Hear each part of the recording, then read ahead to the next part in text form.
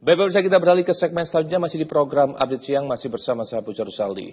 Pemirsa, Arum Sabil resmi didapuk sebagai Ketua HKTI Jatim oleh Ketua Umum Dewan Pimpinan Nasional Himpunan Kerukunan Tani Indonesia atau HKTI Fadlizon. Dalam agenda kepengurusan Dewan Pimpinan Daerah DPD HKTI Jawa Timur periode 2024 hingga 2029 di Surabaya, Khofifah Indar Parawansa juga didapuk sebagai Ketua Dewan Penasehat HKTI Jatim.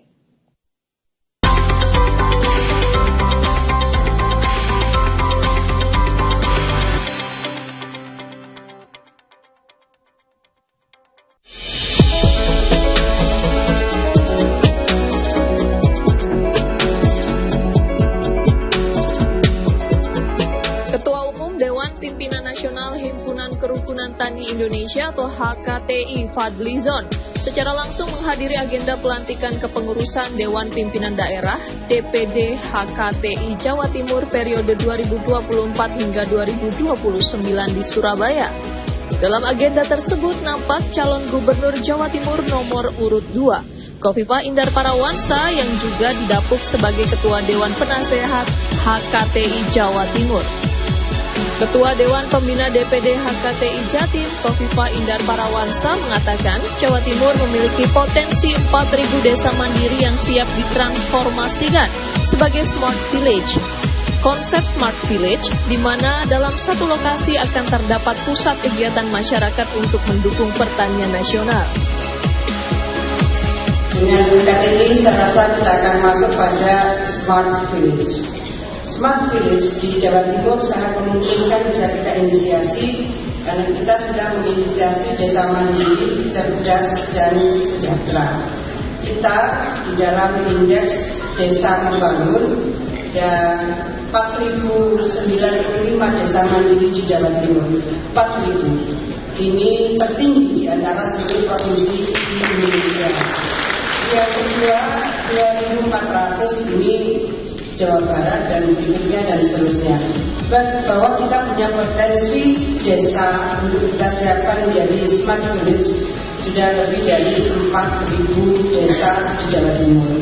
Penguatan dari Al-Sultan, terutama Coffee Harvester, saya rasa tidak hanya kebutuhan Jawa Timur Pak Ketua Umum, tapi juga kebutuhan para petani di mana saja supaya bisa mengurangi losesnya dan berikutnya akan menambah ketahanan pangan sampai pada kedaulatan pangan nasional.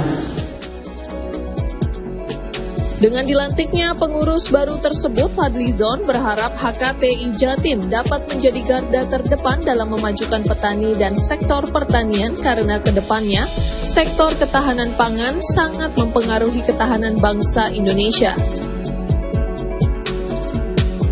Kita berharap dan sangat optimis sekali bahwa petani dan sektor pertanian di Jawa Timur ini akan semakin maju. Karena Jawa Timur ini potensinya sangat besar, lumbung pangan nasional di berbagai komoditas yang sangat penting gitu ya. Saya kira bisa menjadi semacam benchmark gitu ya bagi provinsi-provinsi lainnya agar kebijakan-kebijakan sektor pertanian itu sejalan dengan pemerintah pusat ya, sehingga dari atas ke bawah linear gitu untuk kemajuan petani dan sektor pertanian. Sementara itu, Ketua DPD HKTI Jatim, Arum Sabil menambahkan bahwa kepengurusannya HKTI juga melibatkan lintas sektor, termasuk dari sektor kepolisian untuk membantu menjaga sektor tani dan memberantas pelaku ekspor ilegal. Ya, artinya pertanian yang diharapkan itu bukan hanya bagaimana petani bisa menghasilkan produksi pertanian atau produk hasil pertanian yang lainnya yang melimpah, bukan hanya itu, tapi yang memiliki daya saing.